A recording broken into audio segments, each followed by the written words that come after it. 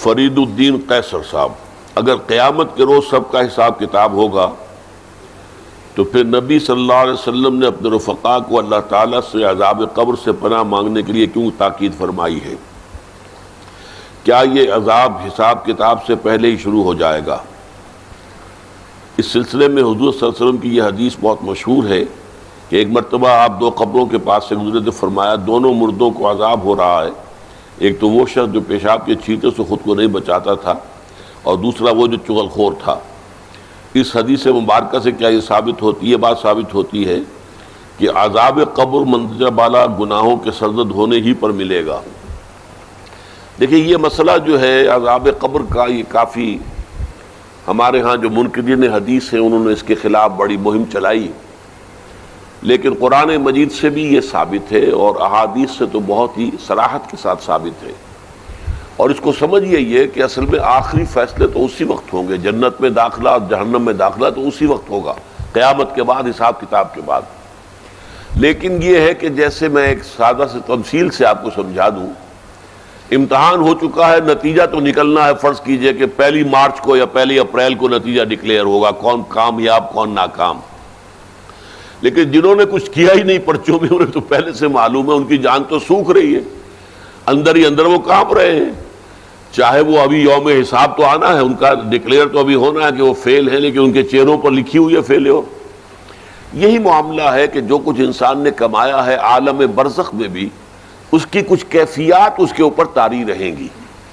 تفاصیل میں ہم نہیں جا سکتے کہ کیسے ہوگا، یہ ہم نہیں جان سکتے، عالم برزخ، عالم آخرہ، اس کے بارے میں جو مجمل باتیں آ جائیں قرآن میں حدیث میں، بس اس پر ہمیں اکتفا کرنی چاہیے۔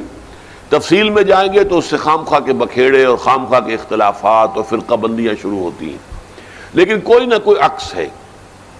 سورہ فرقان میں فرمایا یضاعف لہ العذاب یوم القیامہ، قیامت کے دن اس کے لیے عذاب دگنا کر دیا جائے گا۔ تو معلوم ہوا کہ قیامت سے پہلے بھی کوئی نہ کوئی عذاب کی کیفیت تھی، اور حضور نے فرمایا ہے، اور یہ ایسا ہی ہے عذاب جو دوسری مثال سے سمجھیے کہ آپ خواب دیکھتے ہیں اور خواب میں فرض کیجئے سانپ نے آپ کو ڈس لیا ہے، تو جو کیفیت ہوگی وہ بعین ہی آپ کی ہو جاتی ہے، اور آپ خوف زدہ ہو کر آنکھ کھلتی ہے تو بالکل وہی کیفیت آپ کی ہے۔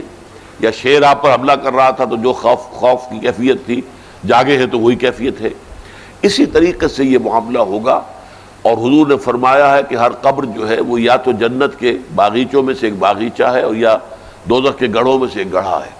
اور بعض جگہ یہ کہا گیا ہے کہ جیسے ہی قبر میں داخل ہوتا ہے تو اس کے بعد جو ہے یا کھڑکی کھول دی جاتی ہے جنت کی طرف سے کہ ٹھنڈی ہوائیں اور خوشبوئیں آتی ہیں، اور یا یہ کہ وہ ایک کھڑکی کھول دی جاتی ہے جہنم کی طرف سے کہ جس سے کہ لو آتی ہے، لپٹ آتی ہے آگ کی۔ تو بس اس پر اجمالاً اسی درجے میں ماننا چاہیے۔ باقی یہ کہ اصل حساب کتاب کے بعد اس پراپر جنت میں داخلہ اور پراپر جہنم میں داخلہ جو ہے وہ تو ہوگا قیامت کے بعد۔ عذاب قبر کے بتائیں کہ ہے یا نہیں؟ بالکل عذاب قبر برحق ہے، اس میں کوئی شک نہیں ہے کہ مرتے ہی جب آدمی دوسری دنیا میں جاتا ہے تو اس کی نیکی بدی کا پھاڑ اس کے سامنے آنا شروع ہو جاتا ہے۔ نیک ہو تو راحت میں ہوتا ہے، برا ہے تو مصیبت میں پھنس جاتا ہے۔ اب اس کے بارے میں کیسے ہوتا کیسے نہیں، یہ باتیں کرنے کا کوئی فائدہ نہیں۔ ماں کے پیٹ میں اگر بچے کو اس دنیا کی اطلاع کسی طرح دی جائے کہ یہاں جہاز اڑتے ہیں، سمندر ہیں، وہ کیسے سمجھے گا؟ جب اس کے سامنے ابھی وہ تو کہے گا گپیں مار رہے ہیں، تک دنیا میں رہتا۔ ہم بھی یہاں سے جب پیٹ سے نکلیں گے اگلی دنیا میں جائیں گے، نیا جنم، ساری چیزیں سمجھ آ کہ کیسے سنتا ہے، کیسے جو اسی دنیا کو کھینچتے پھرتے نا کہ یہی جسم ساتھ ساتھ چلتا۔ بیوقوفی، یہ لباس پرانا ہو گیا، اس نے اتار کر پھینک دیا، روح نے آگے چلی گئی، وہاں پھر کیسے ہوتا ہے، یہ کیسے وہاں جا کر سمجھے؟ ہوتا سب کچھ ہے، آرام بھی ہوتا ہے، تکلیف بھی ہوتی ہے۔ باقی یہ ہے تکلیف اور جو راحت، یہ ابتدائی، یہ جرم کی سزا نہیں ابھی شروع ہوئی، وہ قیامت کی عدالت کے بعد ہے۔ مقدمہ چلے گا، گواہ ہوں گے، پھر فیصلہ ہوگا کہ پھانسی دی جائے، وہ جوڈیشل ہے۔ یہ کیا ہے؟ حوالات، وہ جوڈیشل جیل، اب کون سی بارک میں اس کے بہدب ہے۔ یہ ابھی یہ ہے کہ تفتیش کے لیے یہ بند کیے ہوئے ہیں، یہ جو ہے ان کو مہمانوں کی طرح ٹھہرایا ہوا، خوشبوئیں آ رہی ہیں، راحت میں ہے۔ یہ ابھی پورا عذاب ثواب جو ہے قیامت کے دن، وہ ایسا کیوں ہوگا وہ بھی میں بار بار بیان کرتا ہوں، خطبے میرے پڑھنے چاہیے کہ ابھی حساب ہو ہی نہیں سکتا۔ جو کہتے ہیں ساتھ ہی حساب ہو جائے، کس طرح اللہ حساب کر دے؟ ابھی تو اس کا کھاتا چل رہا ہے، میں لوگوں کو اتنی باتیں بتا رہا ہوں، میرے سننے والے سن رہے ہیں، آگے بتائیں گے قیامت تک اس میں سے جو اچھی ہیں ان کا مجھے ثواب ملے گا، جو اس میں غلط ہیں اس کے عذاب میں بھی پکڑا جاؤں گا، تیری وجہ سے اتنی دنیا۔ اسی لیے نبی علیہ السلام کے ثواب کا کوئی اندازہ نہیں، ہر لمحہ اتنا بڑھ رہا ہے، ہر نماز سے آپ کے کھاتے میں ایک نماز جا رہی ہے، روزہ جا رہا، کیونکہ آپ نے فرمایا جو کسی کو نیکی کی بات سکھاتا جتنے عمل کریں گے ان کے ثواب میں کمی نہیں ہوگی مگر اس بتانے والے کو ان کے برابر ثواب ہے۔ اس سے اندازہ کریں۔ اسی لیے امام ابن تیمیہ فرماتے ہیں صحابہ اور تابعین نے کیوں حضور کو ثواب نہیں بخشا؟ وہ جانتے تھے بخشے تو تب اگر مل نہ رہا، آپ کو تو مل رہا، ہر امتی کا عمل جو ہے اس میں سے ایک عمل آپ کے کھاتے میں جا رہا۔ تو نیکی بدی ہر شخص کی اسی وہی نہیں جو مرنے تک کی، اگر اس کی نیکی پھیلی آگے اس میں سے بھی اجر ملے گا۔ اگر کسی حرامزادے نے گاؤں میں اغوا کر لیا، اس کی وجہ سے قتل و غارت شروع ہوگی، ان میں مٹ گئے کئی نسلیں، تو کھاتے اس کے میں جائیں گے وہ قتل۔ اسی لیے قابیل کے بارے میں فرمایا کہ ہر قتل میں سے ایک قتل قابیل۔ تو جو بے وقوف کہتے ہیں ساتھ ہی حساب ہو جائے، کیا حساب ہو جائے بھائی؟ جو کھاتا چل رہا، قیامت کے دن جب کارخانہ سٹاپ ہوگا پھر میزان لگے گی، نیکی کہاں کہاں گئی ہے اور بدی کہاں گئی، یہ حساب اس دن ہوگا۔ اب یہ صرف دیکھیں کہ اچھے لوگوں کو مہمان خانے میں ٹھہرایا ہوا، بروں کو جیل حوالات میں بند کیا، اتنا عذاب و ثواب قبر کا، پورا حساب و کتاب قیامت۔ کوئی رہ گئی بات تو میرے بھائی پوچھیں، میں نے وضاحت کر لی۔ بالکل نہیں، یہ کیا فرعون کا کوئی الگ جرم تھا کہ اس کا ذکر آیا تھا، اس کے لیے عذاب اور نہیں؟ آپ کو تو دیانتداری سے سوچنا چاہیے کہ جو بات فرعون کے بارے میں آ گئی دوسروں کے لیے کیوں نہیں؟ یہ میں ایک جواب دے رہا ہوں تسلی کے لیے، ورنہ ذکر ہے قرآن میں لاؤ نا، یہ ذکر ریکارڈ کرا دوں، ورنہ یہ کام خراب ہے، سارے انکار کرنے لگے میرا اس کا۔ یہ تو دین کی بنیاد ہے کہ مرنے کے بعد ہی بھگتنا شروع۔ قرآن شریف لایا کوئی؟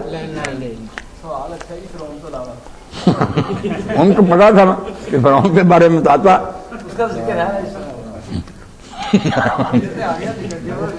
اس سے ہی سمجھنا چاہیے کہ جب فرعون کو عذاب ہوتا تو سورہ یاسین میں بھی آپ نے پڑھا ہے، سورہ یاسین میں بھی آپ دیکھتے ہیں نا کہ جب وہ نیک آدمی آیا، جب وہ 3 پیغمبروں کے منکر ہو گئے، قتل کرنے لگے، وہ بھاگا آیا کہ میری قوم کیوں غلط کام کرنے لگے، یہ لوگ نیکی کی بات بتاتے ہیں، لالچ کوئی نہیں، تم مانے کے بیا قتل کرتے۔ اب ان کے بارے میں میرے بھائی یہ جو کہا گیا وہ نیک بندے کے بارے میں، قیل ادخل الجنہ، اس کو کہہ دیا گیا کہ جنت میں داخل ہو جا۔ قال یا لیت قومی یعلمون، اس نے کہا کاش میری قوم کو پتہ چل جاتا کہ میرے رب نے مجھے بخش دیا اور میری بڑی عزت کی۔ قتل کر دیا نا، ظالموں نے اس کو مانی نہیں، تو اللہ اسی وقت کہتا، قیامت کی نہیں کہتا، قیل ادخل الجنہ، اس کو کہہ دیا گیا کہ جنت میں داخل ہو جا۔ اور اس نے اس وقت یہ تمنا کی کہ کاش ان نامرادوں کو کسی طرح پتہ چل جاتا کہ تم نے تو مجھے قتل کیا، میرے رب نے تو مجھے بخش دیا اور میری عزت کر دی۔ یہ بھی بتاتا کہ نیکوں کو انعام ملتا۔ اب سورہ جو ہے نا نوح، اس کو بھی سن لیں، قرآن کو پڑھیں۔ یہ لوگ خواہ مخواہ کی باتیں کرتے ہیں کہ جو ثابت ہے اس کا بھی انکار کرتے ہیں۔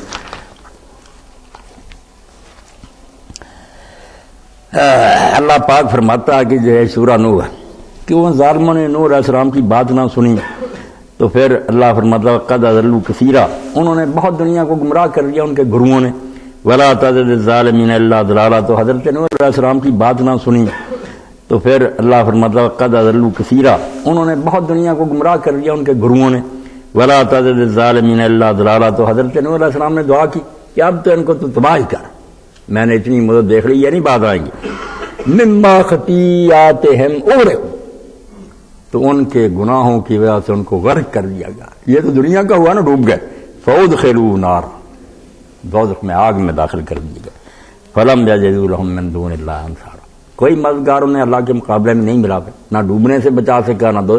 یہ ادخلوا نار، جیسے اغرقوا نا ماضی، ڈبا دیے گئے، آگ میں داخل کر دیا۔ مگر یہ جنت اور نار بھی سمجھنے پریشان ہوں گے کہ وہاں بھی آیا جنت میں چلا جائے، یہاں بھی، تو یہ جنت اور نار برزخی ہے کہ جو قبر کا زمانہ نا، موت سے لے کر یہاں بھی آ گیا باغ ہیں، یہ اس میں جو آخرت کی ہے نا وہ گیا۔ ہر چیز کی وجہ بیٹا کروں کریں گڑبڑ نہ ہو جائے۔ جی سوال کر، ہاں جنت یہاں بھی ہے، ہر آدمی کی قبر جو جنت کی چاری ہے یا اس کا گڑا. کیا قرآن میں عذاب قبر کا ذکر ہے؟ کسی نے اچھا سوال کیا. یہ اکثر ہوتا ہے، لوگ کہتے ہیں قرآن سے ثابت کرو عذاب قبر. منکر حدیثوں کا یہ سوال اکثر ہوتا ہے، قرآن سے ثابت کرو، قرآن سے ثابت کرو، قرآن سے ثابت کرو.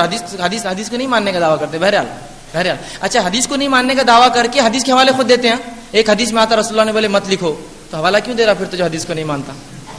حوالے برابر دیتے ہیں ہم کو اور پھر کہتے ہیں قرآن سے ثابت کرو. تو آئیے، کیا قرآن میں بھی عذاب قبر کا تذکرہ ہے؟ تو بہرحال ایک جگہ اللہ رب العزت فرماتا ہے، آپ کے سامنے وہ آیت رکھ دیتا ہوں عذاب قبر کے تعلق سے. اللہ رب العزت قرآن میں فرماتا ہے، اور وہ آیت فرعون کے تعلق سے ہے، فرعون کی قوم کے تعلق سے. اللہ فرماتا ہے سورہ مومن کے اندر، سورہ نمبر جو ہے اس کا جو ہے 40، اس کے اندر جو ہے یا سورہ غافر جس کو ہم کہتے ہیں سورہ نمبر 40، اس کی آیت نمبر 45 اور 46 میں اللہ فرماتا ہے. آئیے سنیے آیت کیا، اس کا ترجمہ رکھ دیتا ہوں. آل فرعون بدترین عذاب کے پھیرے میں آ گئے، جہنم کی آنکھ کے سامنے وہ صبح اور شام پیش کیے جاتے ہیں. اللہ فرما رہا آل فرعون کو اللہ صبح اور شام جہنم کی آگ میں پیش کرتا ہے. پھر آگے کہا اللہ رب العزت نے، جاتے ہیں اور جب قیامت کی گھڑی آئے گی تو حکم ہوگا کہ آل فرعون کو شدید ترین عذاب دیا جائے. آل فرعون روز صبح شام جہنم پر پیش کیے جاتے ہیں اور قیامت کے دن ان کو عذاب زیادہ دیا جائے گا. تو ابھی کہاں پیش کیے جا رہے ہیں؟ ابھی تو قیامت قائم نہیں ہوئی، تو اس کا مطلب کہاں پیش کیے جا رہے پھر وہ؟ عالم برزخ میں. تو قرآن سے ثابت ہے قبر کا عذاب. آئیے دوسری کہ اللہ رب العزت قرآن نے فرماتا ہے کہ وہ لوگ جو اللہ کی راہ میں مارے گئے انہیں مردہ نہ کہو، وہ زندہ ہے. سوال یہ کہاں زندہ ہے؟ اور اللہ کے پاس ان کی روزیاں بھی ہے، روزیاں بھی اللہ ان کو دیتا ہے، رزق بھی دیتا ہے. تو سوال یہ کہاں ہے؟ کون سی نعمتوں کا فائدہ اٹھا رہے ہیں اور کون سی روزیاں اللہ دے رہا ہے؟ قرآن کی آیت ہے دونوں. ظاہر سی بات ہے قرآن سے بھی عذاب قبر ثابت ہے. یہ فرعون کی آل کا واقعہ، جبکہ اللہ نے دونوں کو فرق کیا اور کہا آل فرعون صبح اور شام تپائے جاتے ہیں اور قیامت کے دن تو شدید ترین عذاب ہوگا. اسی لیے میں نے کہا تھا قبر کا عذاب ہلکا ہوتا ہے آخرت کے عذاب کے مقابلے میں، کیونکہ ابھی تو وہ تپائے جا ہی رہے، آخرت میں شدید ترین ہوگا. تو آیت یاد رکھیے، یہ جو ہے سورہ غافر کی جو آیت نمبر جو 45 اور 46 تھی، تو قرآن سے بھی عذاب قبر ثابت ہے. کچھ لوگ عذاب قبر کو نہیں مانتے اور کہتے ہیں کہ اللہ ظالم ٹھہرے گا، پہلے عذاب دے یا قیامت میں حساب ہوگا، عذاب پہلے اور حساب بعد میں. یہ میرے بھائی اس کے اوپر ہی تو میں نے پورا لیکچر ریکارڈ کرایا تھا، مسئلہ نمبر 117A اور 117B. ٹھیک ہے جی، 117A اور 117B. جزاک اللہ خیر وحسن جزاک. عذاب قبر میں نے 10 قرآن حکیم کے ریفرنس سے ثابت کیا تھا اور بخاری مسلم کی 17 صحیح الاسناد احادیث سے 2 پورشن میں. 117A جو ہے وہ قرآن حکیم سے حوالے ہیں اور 117B جو ہیں وہ احادیث ہیں.